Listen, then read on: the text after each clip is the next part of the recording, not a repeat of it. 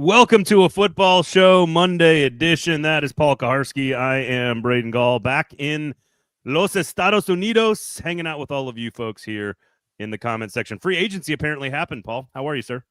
I'm well. Quieter week expected. I thought we'll get into this later. I thought maybe we'd be interviewing some of these guys this week and sustain things. So the agenda changes because we will not be interviewing some of these guys this week. Oh, shots fired right out of the gate. That's what I appreciate about you. That's what I missed. That's what I missed about you, Paul, is all that good stuff. No, listen, special thanks, first of all, to all of you and JT and Nick and everybody else who helped out while I was gone. It was, I'm sure, lovely for all of you listening. If you want to jump into the comment section, please do so. Thumbs up, notifications turned on. This is back at our 1 o'clock time. I know you and JT were live last week. So 1 o'clock this offseason will be here on Monday. There you go. So QC Good switch. I get to go to JV Ravenwood baseball games. They're playing Centennial today, so it helps my schedule. I think it's better for a lot of people probably. And we only changed it to accommodate the Titans' schedule, really. So they have no schedule currently. So here we are. Yes, I've got U9 soccer on Mondays and Wednesdays. So I do. Yes, it's easy to have a little bit of time. But honestly, 1 o'clock after lunch, great time to hang out with you folks. Shotgun Willie's Barbecue, Sinkers Beverages. I'm going to get to that in just a second. So basically, what I like about some of these moments where you take some time off, forced family vacation, but really screens down, no TV, no social media. It was quite nice to spend some time with the family, read books on paper. Feet in the sand, do the whole deal. But you kind of come back to an eventful week like this. Good to see you, Trevor. And you kind of get to take the whole puzzle already completed, or at least as much as completed currently. You don't have to, I don't feel the need to sort of have an instantaneous reaction to like Dan Moore or Van Jefferson, but I try to step back and look at it all now that I get to come back with a different set of eyes. And I sort of came up with 4 or 5 kind of bullet points that I think encapsulate the last week for the Titans. We're going to run through all of those. I know you've done a lot of work, paulkuharsky.com, about sort of the Cincinnati Bengals in particular, not the least of which is the tie to Brian Callahan, but their situation, what they're dealing with, and how they're retaining players and how they've drafted. You've written a lot about this stuff. And so we're going to get into what did last week teach us about what this team is, how it sees itself. What does it tell us about the draft strategy? What does it tell us about their belief in certain players on the team? Some of the re-signings, and so we'll get to all of that at some point throughout the course of the show. Again, please retweet if you're watching on Twitter, thumbs up on, and notifications turned on YouTube, share on Facebook, etc., wherever you're listening to us. Write us a review if you're on the podcast app there as well. First and foremost, though, are you an all-inclusive? This is the most important part of the show. I've never done an all-inclusive vacation. I've never been to Mexico or the Dominican Republic or any of those places. I've done a lot of Caribbean stuff, but not all inclusive. And have you done a cruise? I'm not up for cruises really. I'm a little bit of I'm not a little bit. I'm a lot claustrophobic. I think it would put me in claustrophobic situations, and I'm one for seasickness if I cannot see the shore. So I just think it'd be a bad recipe for me overall. And I want to be on the beach. I don't want to be at sea. That's what I don't understand. I've done like one cruise and now one all inclusive. We did this past week with the kids. So it was for the kids, and it was a great trip for the kids. My favorite day on the vacation was like when we left the resort and did the excursion stuff and like went and saw Tulum and went and saw the Mayan ruins and went and swam with the cenotes and swam with the tortugas and like went and saw. What is a cenote and a tortuga? I'm an English speaker. It's a sea turtle. So we went and the girls got to like snorkel in the bay where the sea turtles are all laying their eggs and stuff. Really, really cool. Super memorable for them. And then my favorite part was all these natural freshwater swimming holes that exist all throughout. I love the sound of that. Unbelievable. You get to jump off cliffs and swim. We got some super private time there. It was spectacular. Hopefully core memories were formed in their brains. But here's the thing. This is why Sinkers Beverages and Shotgun Willie's Barbecue are so near and dear to my heart here. The worst part of the all-inclusive is not all of the 23 to 28-year-old packs of humans just running around acting completely absurd. That part was quite entertaining for my wife and I. And my 8-year-old had her head on a swivel. Man, she was looking at stuff. But what was hilarious is just like the thing you don't get out of a trip like this, and I think that's the same on a cruise. You just don't get good food and you don't get good booze. You don't get good drinks, you don't get good food. It's baked into the cost, and that's sort of why you're doing it, because you want the kids to get as much ice cream as possible or as many pancakes as possible. And like, while I'm proud of my kids' palates, they're not eating like my wife and I when we go to like London or, you know, whatever. Right. And so that's the worst part. So I like we're drinking like trash booze and eating trash food, and I'm like, where's my Shotgun Willie's barbecue? Where's my Sinkers beverages? Because that was honestly the worst part. Is just sort of the quality of the stuff you're consuming for a week. And that was the most difficult part. But so Sinkers beverages, glad to be back in town where I can go shopping. We got back really late Sunday night, so I'm going to go today and restock Wednesdays through Sundays. Shotgun Willie's barbecue, of course, from 11 a.m. to 3 p.m. Going to go check them out this week as well. Just need some real good Nashville home cooking, because cruise food is not what you want, and all-inclusive food is not what you want. But the beaches are amazing. The sand, the water, it was amazing. The girls had a great time. So, yeah, you know, it's sort of like going to Disney World, Paul. It's something you check off the list, and now we don't have to do it again as parents. Kids loved it. Kids loved it. Yeah, that's great. To be back. All right, so here's my 4 bullet points about the Titans, and I want to see one at a time so that there's an element of surprise. Okay, so number one, and you wrote about this, and I think this is the overarching thing, is just like looking at the free agents and looking at who they brought back, whether it's Morgan Cox, Sebastian Joseph Day, Corey Levin, Brown, Baker, Rupchich, all the free agents as well. And you wrote about this, and I do think this is, I don't know what this says about previous regimes or the future regime, but it does. Availability is the best skill in football. Being available is your number one talent. And it seems like these guys, almost to a person across the board, extremely available. And you wrote about this. Awuzie has been cut over the weekend. We're going to talk about that too.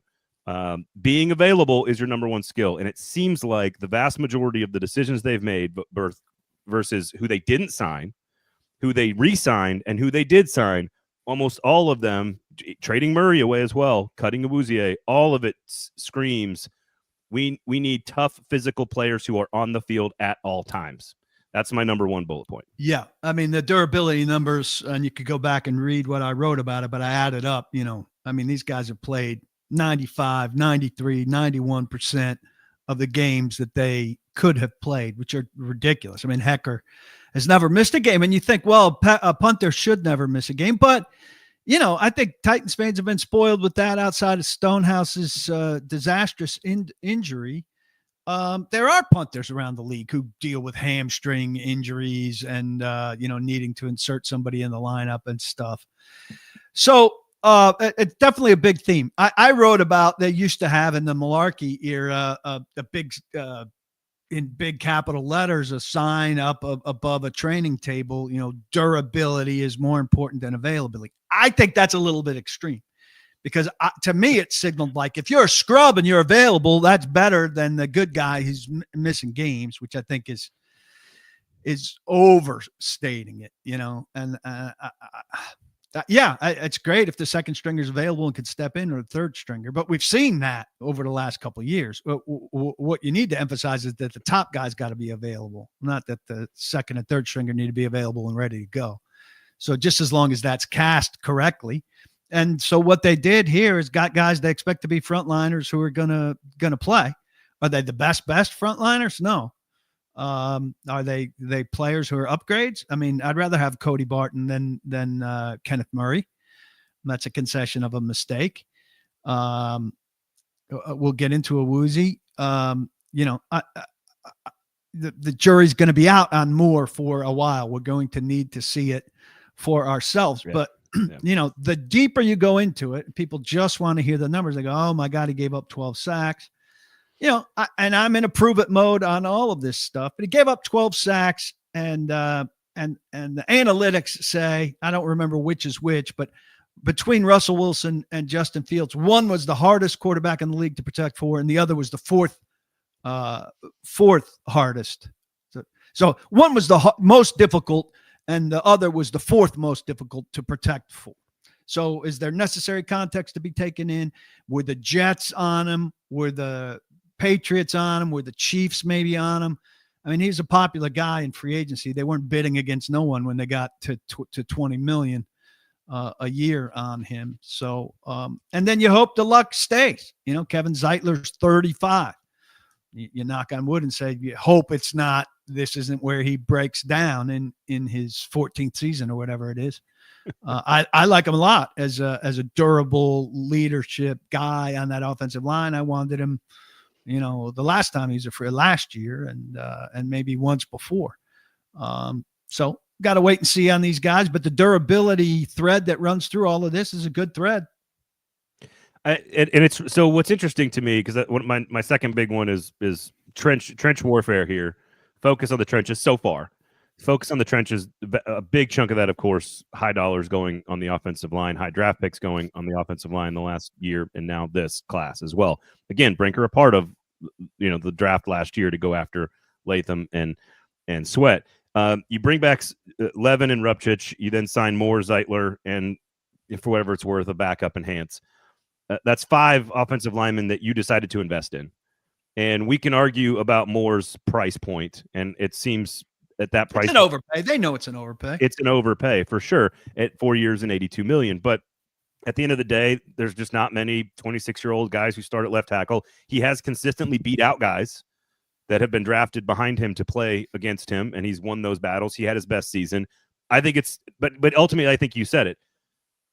My issue is that I'm finding myself saying what I feel like is the exact same thing about the offensive line each of the last 3 seasons. Well, it's definitely better now. I feel like that is, and that's not anybody's fault. That's not like a reporter getting it wrong or you or me getting it wrong or whatever. But there's somebody saying, and D. Good says, has anyone asked PK about no player press conferences? He's already alluded to it. We will get to it. Stay tuned. You're going to want to hear that. But I guess what I'm trying to figure out is, why is this round of players different? I realize that Moore at 26 is more of a longer-term play, that Zietler at his age, albeit high in number, his quality is better than anybody they've really signed at that position, and they've brought back guys that they know in terms of the depth and the versatility. Why, in your opinion, I know we've got like 6 months to talk about this, but why is this the time where we look at this group and say, oh, they went all in and they tried to fix the offensive line and they did it? I feel like we've said that 3 years in a row now. Why is this different?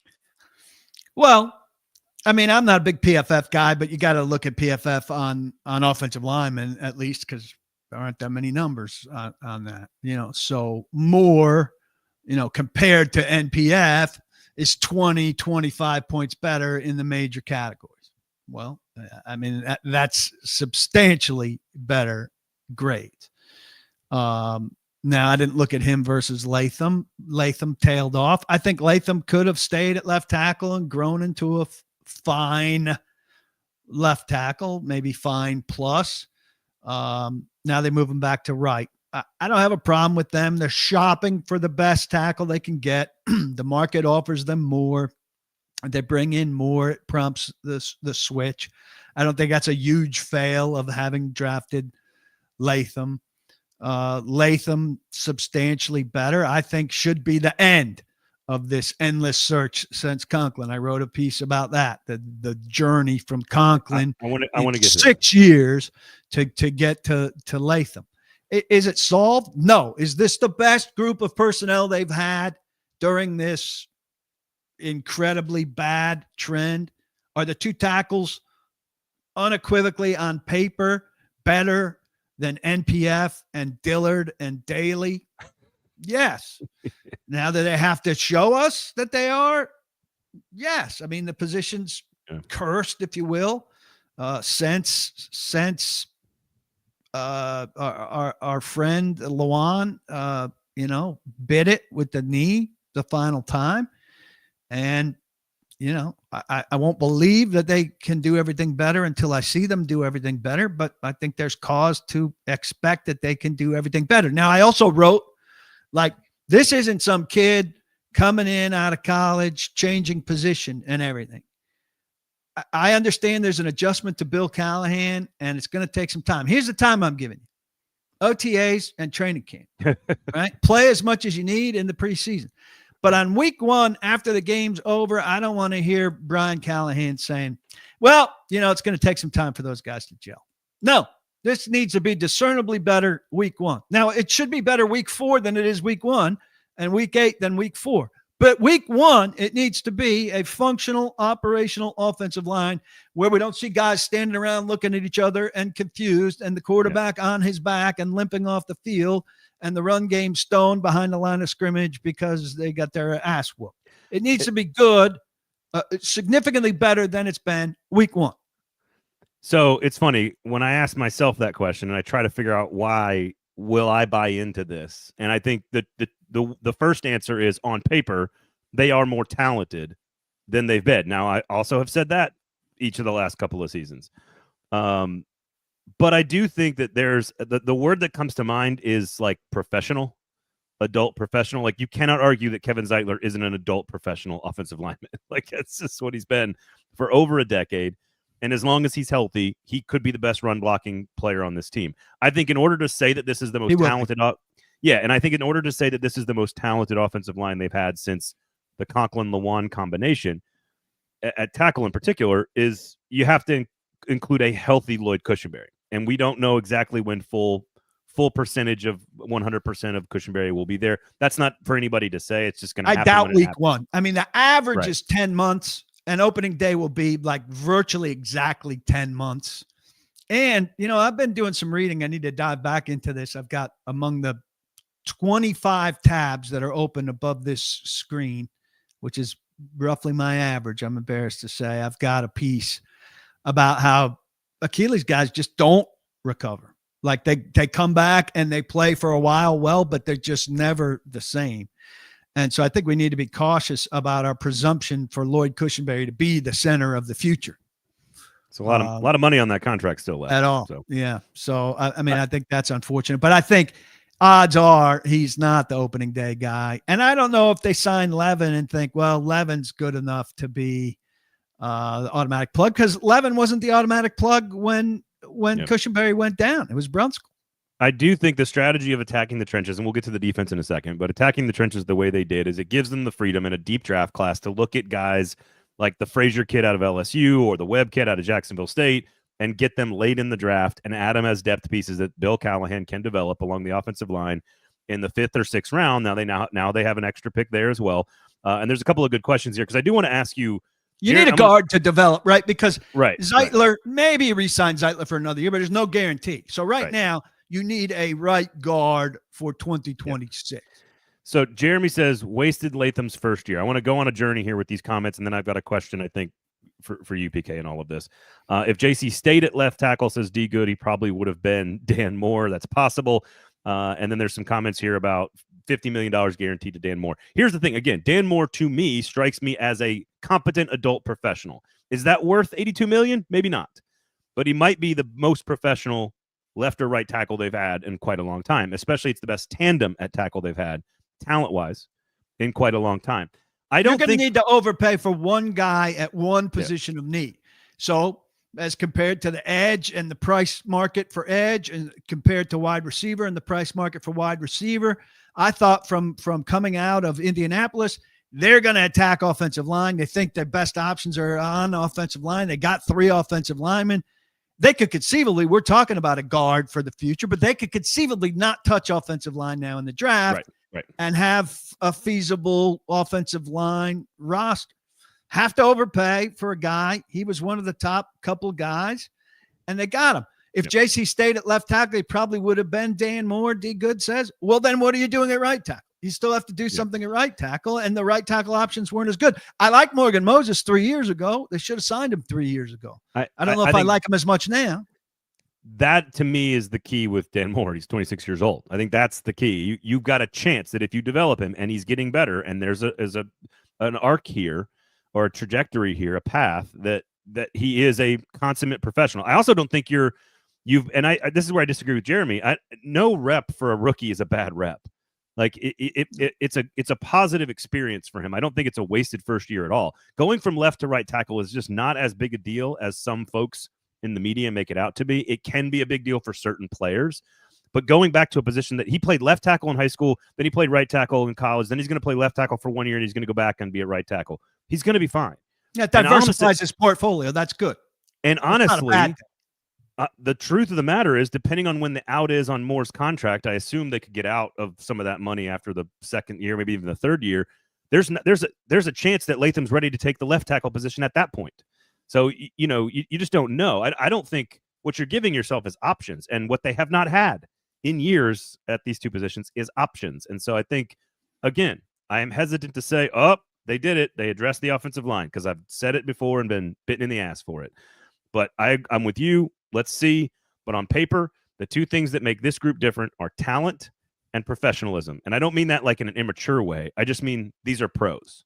Yeah. I don't know how far you went with Andre Dillard. Like, I looked at Andre Dillard and I said, well, the guy's got the pedigree. He's coming from under a very good offensive line coach, but he didn't play much, but he sure as hell should be a notch up from Daly, right? And it turned out, no, he actually might have been worse than Daly, which was really impressive. I mean, there's no way this isn't better.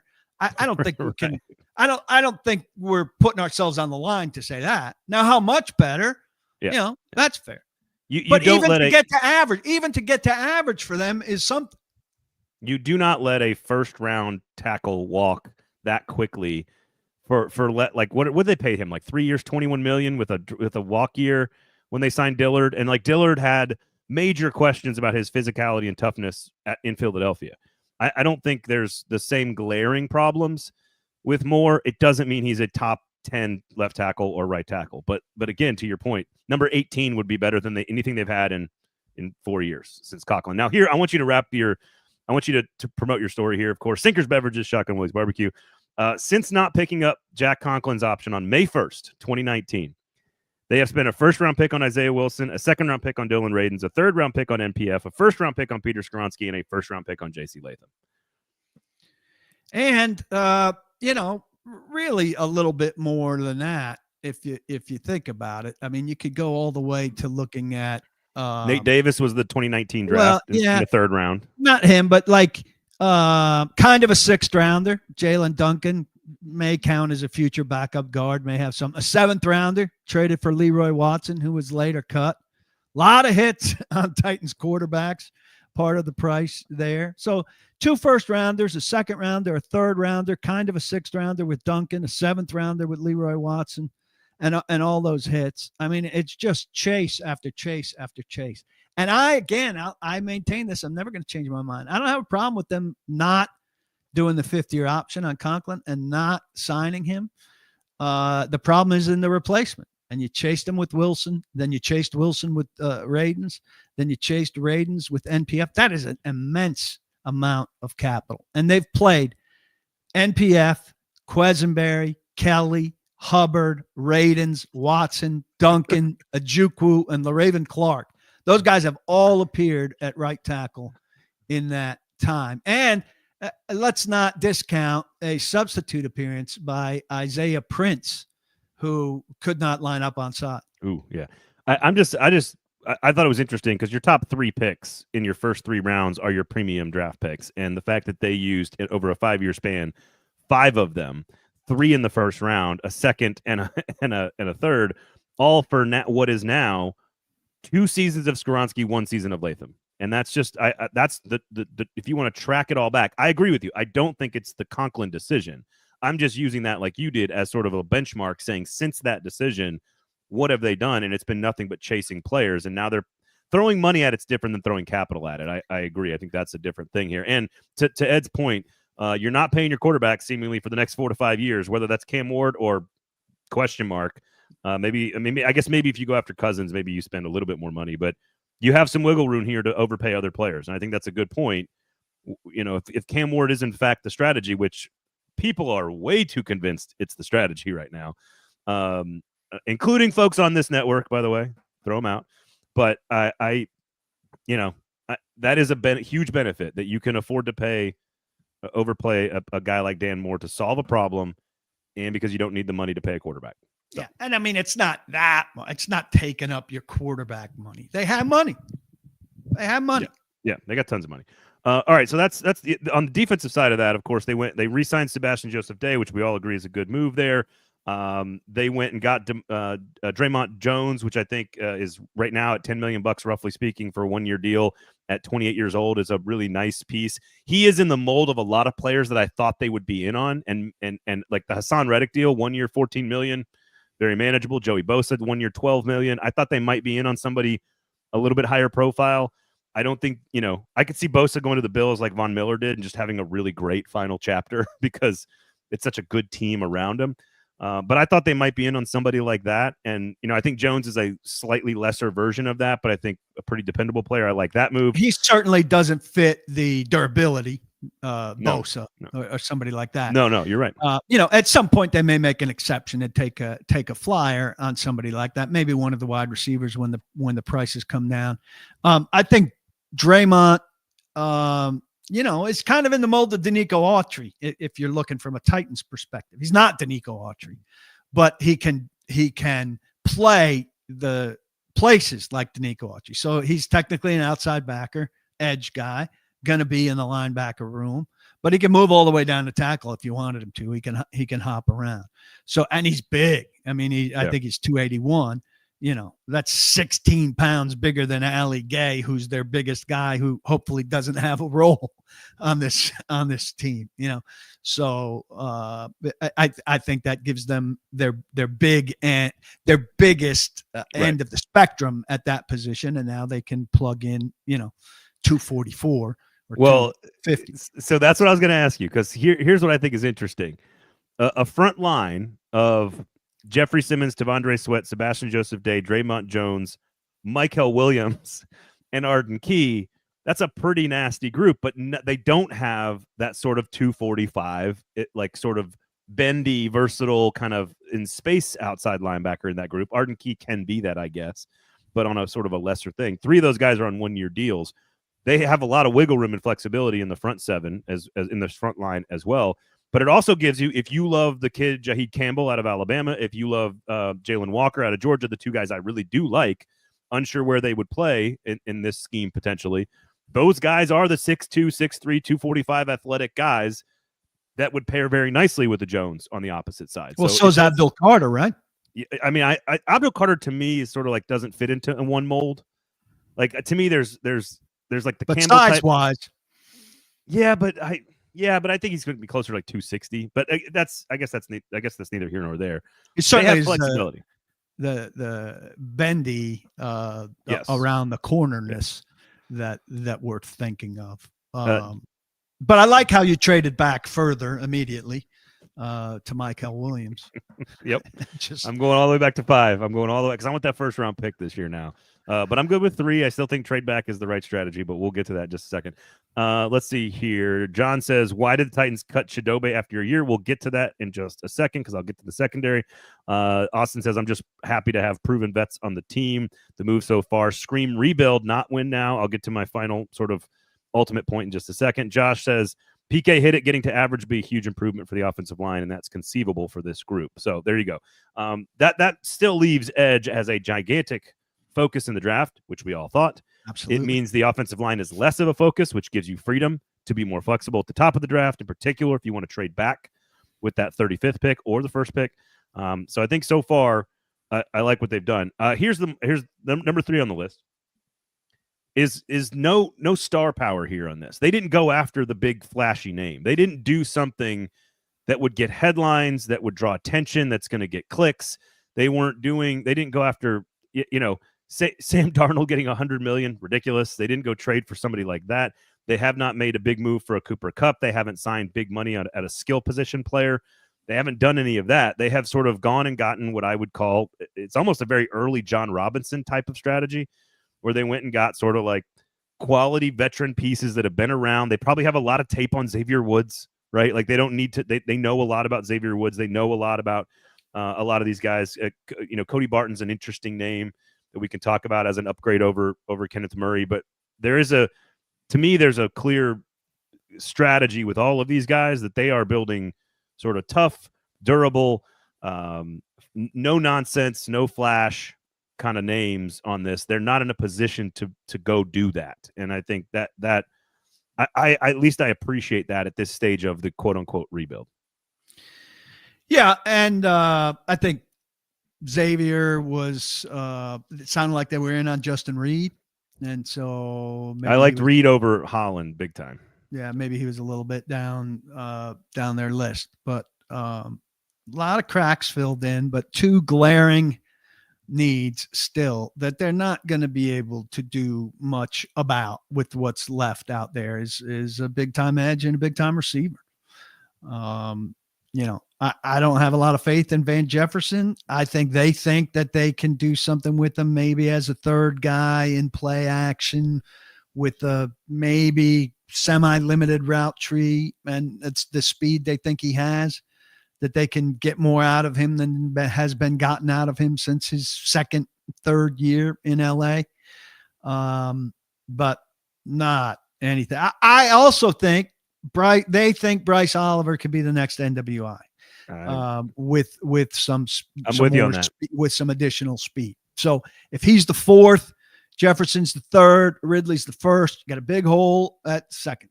And that's got to be addressed in the first 2 rounds of the draft, I would think, unless you're getting back in the third, in which case you could address it in the first 3 rounds. And if you had picks in the first 3 rounds, then you could address edge, wide receiver, and a bonus position in there, a pick of great value. So I don't want to jump ahead, but it does, if you think about, if you take Cam Ward at 1, it still leaves that glaring hole at edge that you probably don't fill as well as you think you can at 35. But if you do take an edge at 35 and you're willing to deal with what you've got at quarterback, or maybe Kirk Cousins is still an option for this team, maybe Aaron Rodgers is still an option. I don't know how Kirk is an option after they paid him the $10 million. I mean, if they were going to deal him, they should have been working it before that bonus.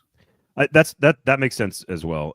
My point is it seems unlikely that Allen and Levis is your final pairing going into camp. That seems extremely unlikely. If your option is one of these veterans that still hasn't gotten paid, that still could change the way this looks at it. But if you take Ward at number 1, you're not going to fill the glaring hole. And right now, edge is a much bigger problem than wide receiver, I think. I think you can same survive. Thing last year. Like they needed a receiver last year, and they said, well, it's kind of like of all of the things we need, it's the one thing we could survive without.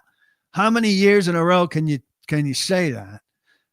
I mean, and somebody there saying that the MGG, this franchise has devalued wide receiver for its whole existence. It really has, and it's suffered the consequences for that for its whole existence. Outside of hitting a triple with AJ Brown and then screwing that up. J-Rob traded arguably the best wide receiver in franchise history for a kid with asthma. That's rude, but I mean, he's not arguably the best in Titans history. He's absolutely the best wide receiver. He's the most talented. He's not the most productive over. It wasn't here long enough, but that's a different argument. Different argument. Johnny says, watch out for Brock Purdy. Ultimately, what I'm getting at here is the decision they made. There's part of me that loves that they went out and got a quarterback who really has no business starting, but that Brian Callahan, Brandon Allen has a relationship with, and that he's like a serviceable backup. And so he's either going to be a serviceable backup to Will Levis, or Will Levis is going to be on the street, or Will Levis is going to be the backup and Allen's on the street. It costs them nothing to do that. But it doesn't, I think people think it's telegraphing their strategy. They've invested in offensive line, so they don't have to spend big in the draft in offensive line. Okay, that one I can be on board with. I don't think this tells us the rest of the strategy, including the quarterback situation. I don't think it tells us as much about what they're thinking in the draft as people want it to. I think people are looking at this going, oh, well, they only went and got Allen. This means they love Ward and they're taking Ward at 1. It might, but it doesn't necessarily mean that. At least that's not how I read it.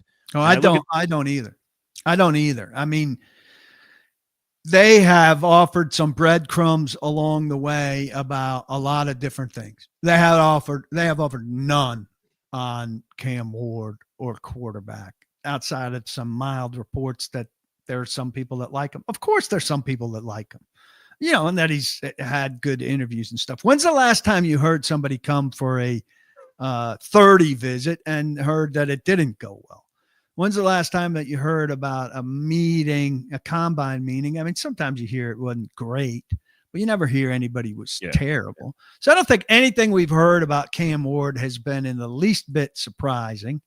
And none of it has been, hurrah, hurrah, or this guy really made a move or anything like that. I think they have, and quite intentionally, been completely level, pulseless on Cam Ward as to nobody knows what they're doing with Cam Ward. I don't know if they've decided yet what they're doing with Cam Ward, but if they have, my impression is they're going to keep a lid on it, and they may well keep a lid on it until draft night, larger in part to maintain some, I don't know, better spot for tradability. Doesn't hurt them, certainly, but also because draft night is a huge television show for the NFL, and the NFL tells these teams, we don't want you to tell people what you're doing, even if you know it well in advance, because we'd like there to be suspense. Don't sign Mario Williams a week in advance. Come on now. And the Titans cower at instruction from the NFL. They really do. No matter who's in charge, they kowtow to the NFL. I think there are so many interesting options at quarterback that had they pursued, maybe I would be thinking a different way. Like, whether it's Jimmy Garoppolo at $4.5 million or Jacoby Brissett at like $7 million, I think, per year, $6 million per year. There's a lot of guys that I thought get, Justin Fields at $20 million a year is way overpaid. Daniel Jones at $14 million a year seems like an overpay as well. There's lots of guys that they would have gone out and gotten and said, like, that guy's clearly the starter, which still would not have told you that Cam Ward wasn't the pick. It still could have been the pick at number one and been a backup for a year, which probably, frankly, is probably the best situation for Cam Ward, regardless of where he goes. You said it. Their entire they want no one to understand what they're doing with Cam Ward. It benefits them for all of us to be guessing. And here's the other thing that hits me real hard on this. I think it is hysterical because there's a few of you guys on my network and on this network, and I think you guys are very good. Justin Graver, I think a lot of you guys are very good at what you do, analyzing football, covering the Titans, being good football folks, and talking ball. I get it. You can be obsessed with Cam Ward, and you can have your own personal opinions about Cam Ward, but you are guessing. And I'm not picking out any one person here. I'm saying me too, and you, Paul. We are guessing about whether Cam Ward is worth the number one pick or not. We are all guessing. These guys, we've done this ad nauseum on this show. These guys get paid millions of dollars to make these decisions in front offices in the NFL, and they screw it up all the time, taking quarterbacks that they think are going to save the world and their jobs, and they don't. So don't tell me that definitively this guy's going to be great or he's going to be a bust, because everyone is guessing. We don't know what these guys will do. You said on your show, I thought this was an interesting nugget, that you talked to a scout, and I've done this kind of digging too. Without even starting at Texas this year, Arch Manning could still be the number one pick in the draft. Yeah, definitively. They'd take him. His team would take him unquestioned. And again, I'm acknowledging what I just said on the show, which is that we're all guessing. Arch Manning, to me, I'm guessing here, Arch Manning to me is head and shoulders above Cam Ward as a prospect. It's not even close in my book. And I'm guessing just like everyone else is guessing, just like NFL front office people are guessing. What this strategy tells me is very possible, and I actually think it's the one I like the most as a non-Titans fan who doesn't have to invest time and money in watching his favorite team suck this year. But a lot of this stuff is building culture. It's building trench warfare. It's building depth. It's building quality professional adults. It's not investing too much money so that they have the ability to go all in when they do find their guy. A trade down and then riding Levis out there again, or Allen, or I don't know, Rodgers, somebody else, still gives this team a better chance, in my opinion, to win big down the road. Unless everyone in that building is completely convinced that Cam Ward is the savior. Yeah, I tend to agree. There's a question here from Eddie about halfway down. Are you saying there's still a chance the trade down dream isn't dead? I think both of us absolutely think that. Who is this Brandon? Who is this still a Brandon you possibility. speak of, Eddie? Call him Brandon. Call him Brandon. It's a more normal name. That's what his parents intended. They were a little tipsy, happiness, and they spelled it wrong. God, that's basic of you, Paul. I think it's still a possibility, and I agree. I mean, I don't think they all have to be in unison. I mean, I think if Borgonzi and Brinker are in unison on this, ultimately, that's what's going to matter in terms of Cam Ward. But I don't think they're going to force it, and I think a lot of teams would already be at the point of forcing it. We don't have a quarterback. This guy is pretty good. This is what you do if you have the number one pick and the guy's pretty good and you need a quarterback. And I don't think they're abiding by that necessarily. And I think that's good. Alex says, let the suck sink in one more year, trade down, and let's go big. And I think D-Good's not wrong on this. The compensation for the trade down needs to be a haul, absolute haul, not these shit packages national media members put together because it's the lowly Titans. Here's the thing. If you're trading down to 3, I don't think you get the haul that people expect out of moving out of the first overall pick. If we, the media, and the Titans don't value the number 1 pick the way we should all value the number 1 pick in a normal year, then no one else is either. So that's just the unfortunate nature of where the team is at with this year and having the number 1 pick. But that's why I said Michael Williams at 5 or 6 or 7, because as soon as you trade back to that next tier down, that's when you can ask for more. That's when you can ask for more. Yeah, and to the people asking Arch Manning questions, I will say other very smart people, Joe Rexrode, who I'm on the air with once a week and talk to regularly, he doesn't understand the Arch Manning stuff. He thinks it's far too early, that he hasn't done enough, that he's probably not coming out next year, and that he doesn't understand outside of the name why people are this high on him this fast. Now I got it from one league person. Braden has it from the little bit that he's seen of him. I don't watch that much college football, so I couldn't tell you, but I'd be willing to wait and see what Arch Manning is as compared to knowing what Cam Ward is right now. Here's the other thing. And like sometimes every now and then you get a prospect. Like I remember Andrew Luck coming out of high school, and I just thought this is the best player I've ever covered when I worked at Rivals and I worked in like the recruiting space and we were covering players coming out of high school. And then when I was at Athlon, sort of doing the rankings there, I thought Andrew Luck was the best player I'd ever seen coming out of high school, like best high school prospect I'd ever seen. Then he goes to college, and I was like, this is the best NFL prospect I've ever seen. And then he went on to, in less than 6 years, do extraordinary things in the NFL immediately. Every now and then, you have a guy like that, and you see a guy like that. And of all the names we've rattled off on this list, Joe Burrow went number 1, Kyler Murray, Baker Mayfield, Cam Newton, Matt Stafford, all these guys that have gone number 1 over the last 10 years, 15 years. The ones that have been sort of highest ranked with pedigree, Matt Stafford, number 1 recruit coming out of high school. Great in Georgia, number 1 player in the draft in the NFL, won a Super Bowl, and was the best Lions quarterback of all time, basically. Trevor Lawrence is one, but I would argue Urban Meyer and the injuries have been a bigger part of that. Then what did he do? He came out of high school as a number 1 prospect, and he won a national championship by beating Nick Saban. Like, guys don't do that are regular old players.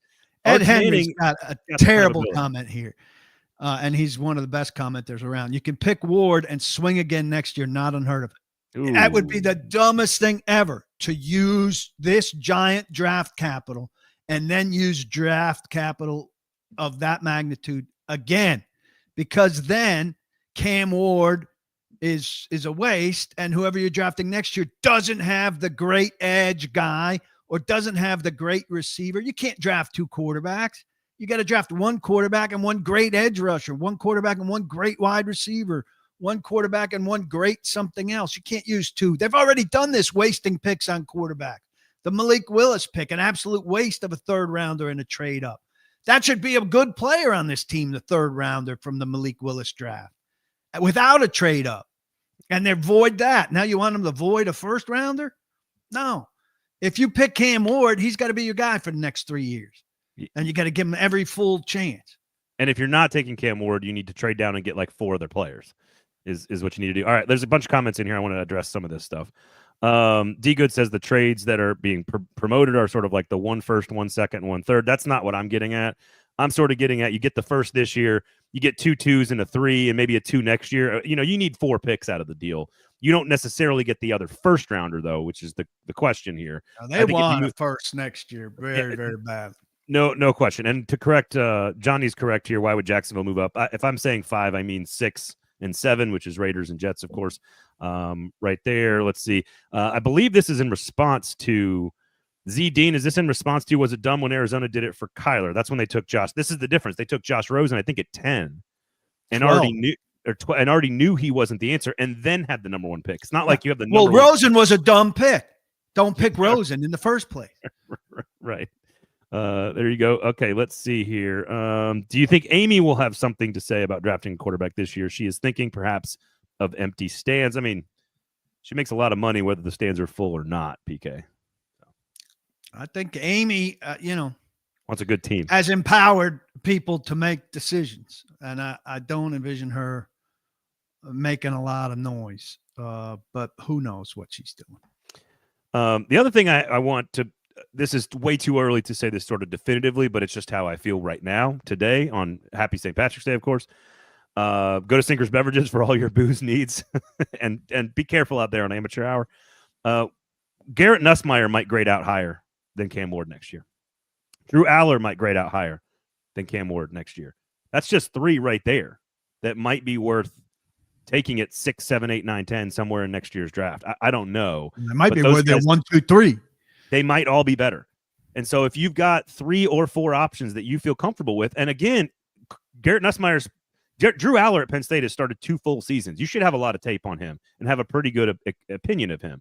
Same thing with Garrett Nussmeier, who now has 1 full season of starting under his belt. You have less of Arch Manning, and I agree. Some of the commenters are saying, what has he done? He's unproven, and Rex Rhodes right. He hasn't done anything. But again, when these guys are the number 1 overall recruit in America and they have 5 stars next to their name, and then they show a lot of ability, and then they deliver on that ability, and then they become first overall picks, generally speaking, those guys work. Generally. And so I would be comfortable taking Arch Manning over Cam Ward. And this is not anti-Cam Ward talk here. Again, if they are convinced that he is a starting quarterback for the next 10 to 12 years for this team, you can't pass on him. But to suggest that any of us know definitively whether or not that's true or not is sort of comical to me. I find it laughable.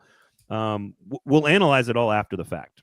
But trade down to 6, get a first rounder next year, get a couple of 2s, get an extra 3, draft Michael Williams, draft Luther Burden, draft, whatever, and have a good time and restock your team and then go to battle next year.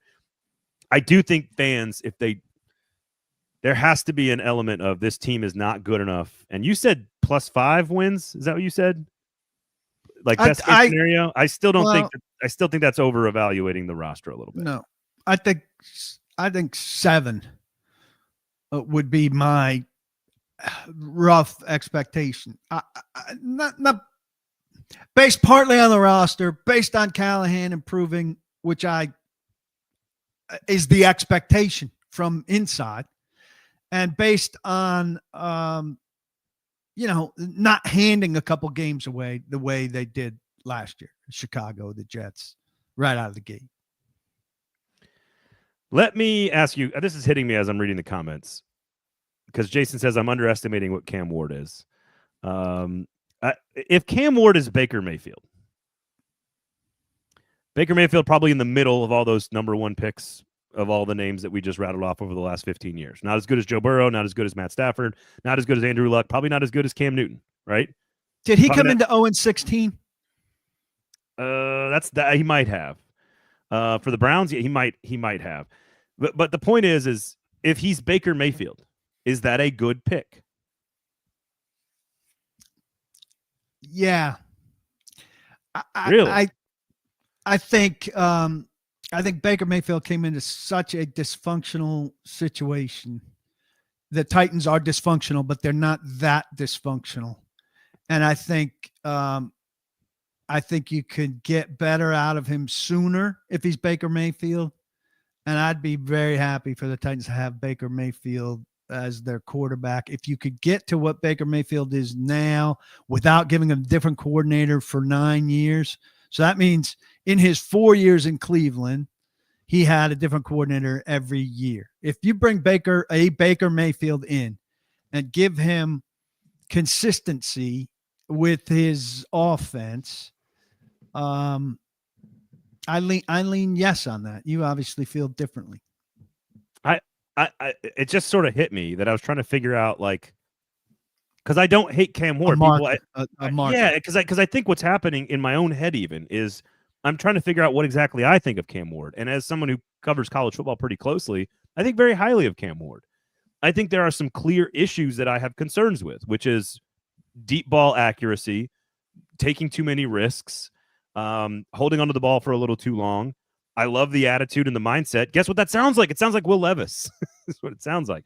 So what I'm trying to figure out is, like, what is fair to him and what's fair to the prospect, what's fair to what I've seen of him over the last few years. And I'm trying to look. Cam Ward has not, will not, and will never be graded out as highly as the guys who were the clear-cut number one guy in the draft. You can put those guys in a different class. Cam Newton, Andrew Luck, I've rattled them off. Matt Stafford, Joe Burrow, Trevor Lawrence. Put them all in a bucket. If the guy I'm trying to think of that I think he is closest to from a talent perspective, because he's not similar to Baker in their style, although both very confident, both have tons of personal belief in themselves, both have no problem slinging it. Baker's a little bit more athletic, Cam's a little bit taller, but they have similar games, I think, and I think quality is about the same. And if Titans fans are going to say, like, yes, I will take 10 years of Baker Mayfield, I think that's sort of, if you're comfortable with that and you think that's the right thing to do, I think that's how you have to look at it. And here's why I'd say yes to Baker Mayfield.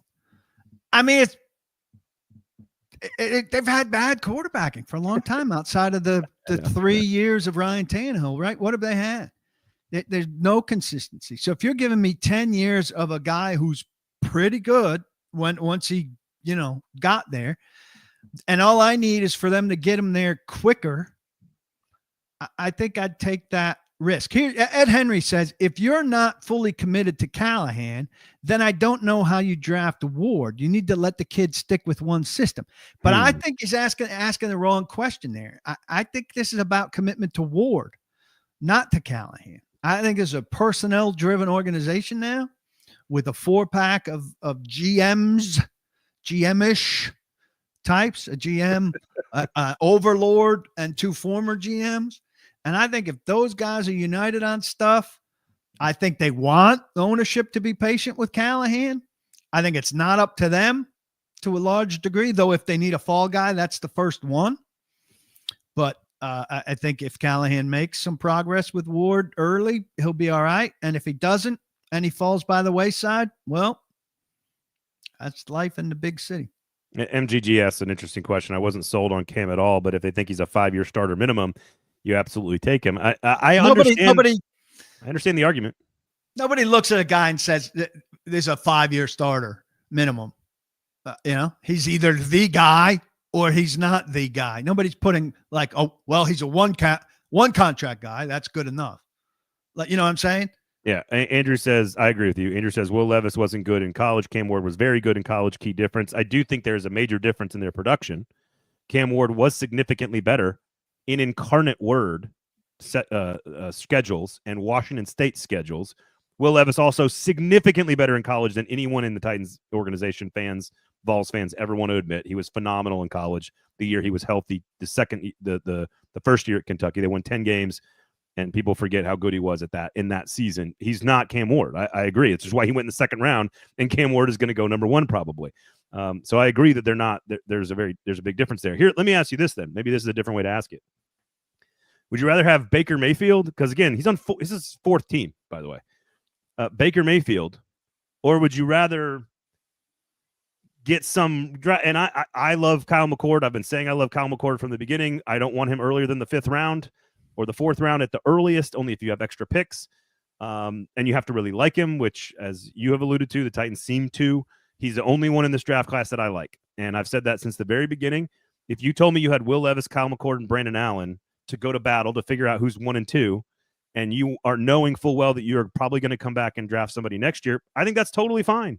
No, Don't use a pick on McCord if you get drafted somebody next year. It's not unlike just stop spending superfluous picks on quarterbacks. 6th and 7th rounders, yes. If you can get Ward in the fourth round, Paul. If you can get Kyle McCord in the 4th round, I think there's a chance he's very much Kirk Cousins. So I think that's a better play than people realize. But I know I'm the Kyle McCord guy. I've been on the Kyle McCord bandwagon from the beginning. So get yourself that guard we're talking about that you need to replace Zietler next year in the 4th round, or Ollie Gordon to be the between the tackles running back, or a good tight end. I'm not wild about running back. I think you find yourself an undrafted running back. I don't see that running back position as big a need. You can replace Julius Chestnut with somebody you found like Julius Chestnut, who's better than Julius Chestnut.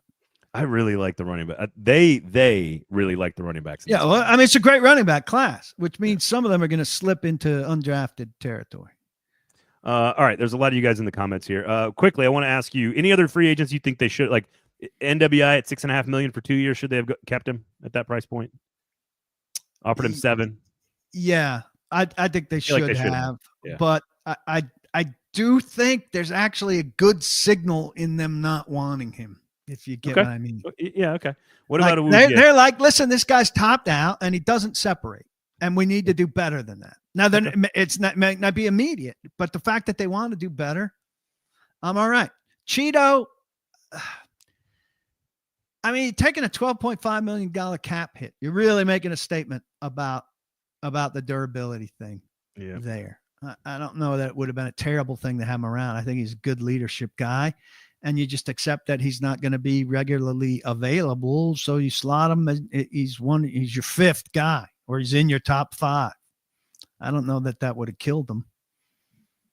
I tend to agree with that. That's it's a lot of money to eat on the pay cut there. It's he and Kenneth Murray are real indictments of what they think about Rand's work there. Yep. That's 2 of the major free agent signings from last year. All right. So Jones, $10 million, Barton, $21 million, $82 million for Dan Moore, $9 million for Zietler, $10 million for Woods. Have you spoken to any of them, Paul? Nope. Explain what we're not going to talk to any of them. I'm not exactly sure why, but the Titans are not going to have introductory things for them. I've protested about this on Twitter, and I'm getting a lot of pushback. Like, we don't care.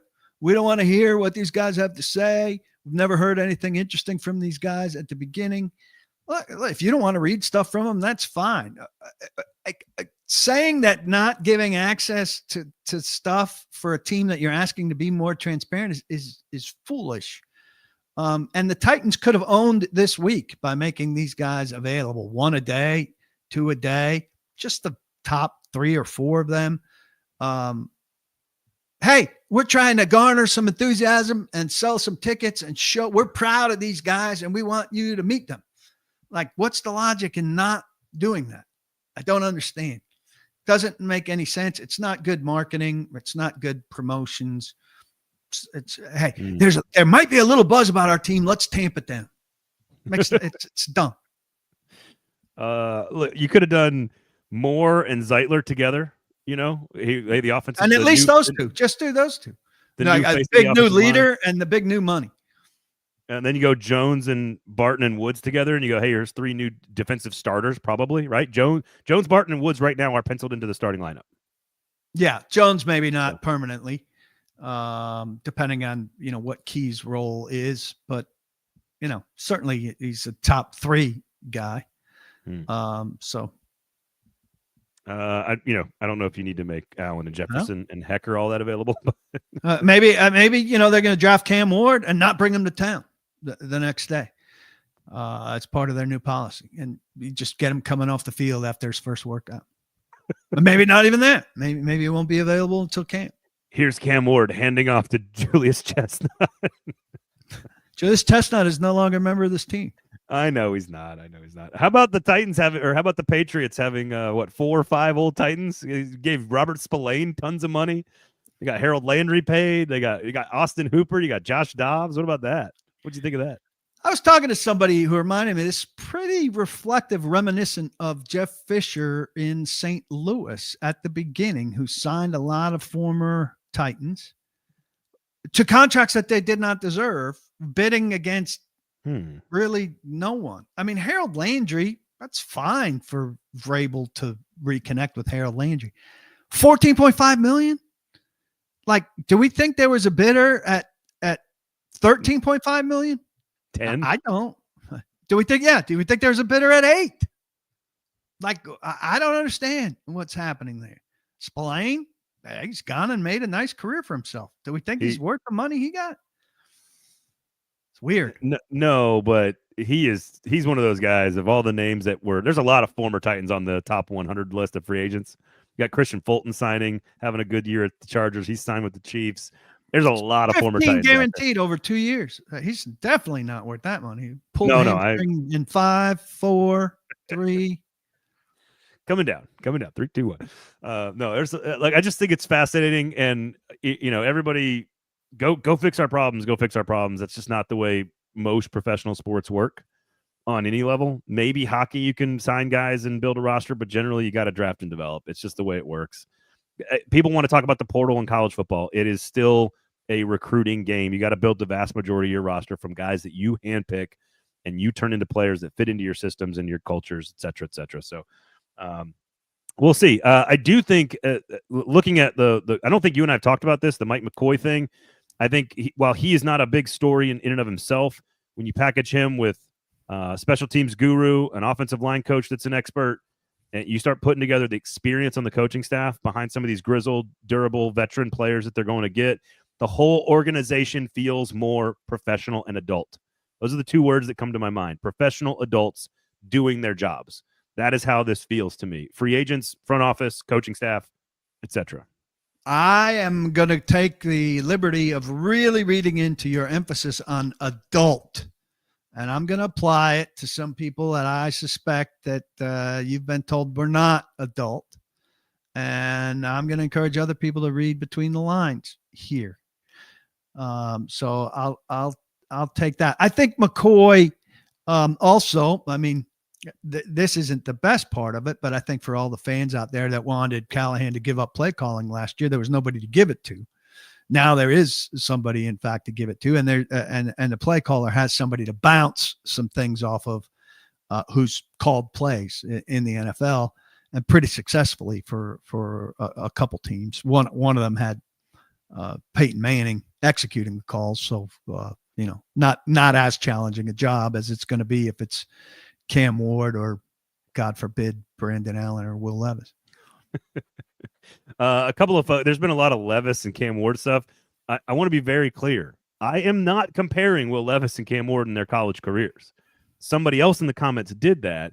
I am what I think is that fans are undervalue Will Levis's not his final season at Kentucky when he was hurt, but the season before that when he was very good and had like 35 touchdowns and 10 wins, and Kentucky was good. Kentucky was playing against an SEC schedule. Cam Ward was playing against Incarnate Word schedule. Those are two different things. I am not suggesting that Will Levis was as good as Cam Ward in college. No one is. No one has. I'm not.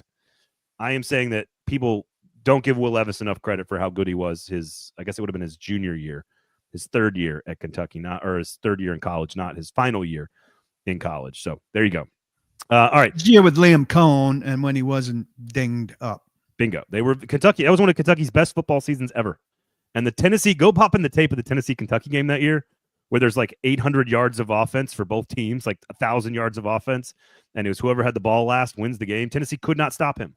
So I'm just saying the revisionist history on one of his seasons is bad. It does not mean he's better than Cam Ward, and as I just said, one guy went in the second round and one guy's going to go number 1 overall.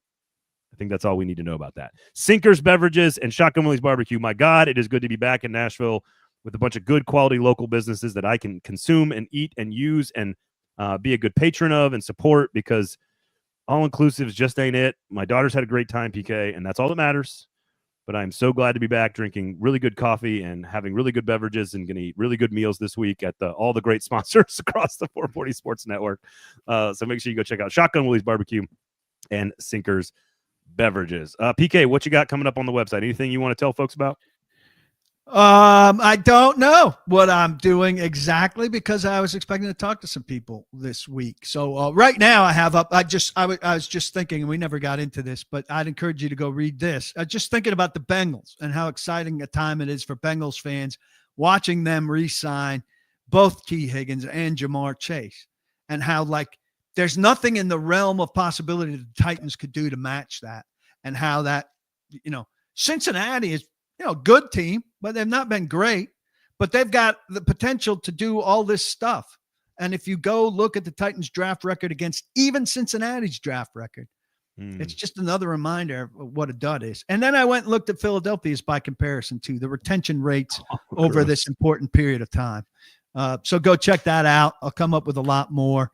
We'll have James Foster this week and much more coming up. Check it out, paulkuharsky.com. Trey Hendrickson, 3rd round pick.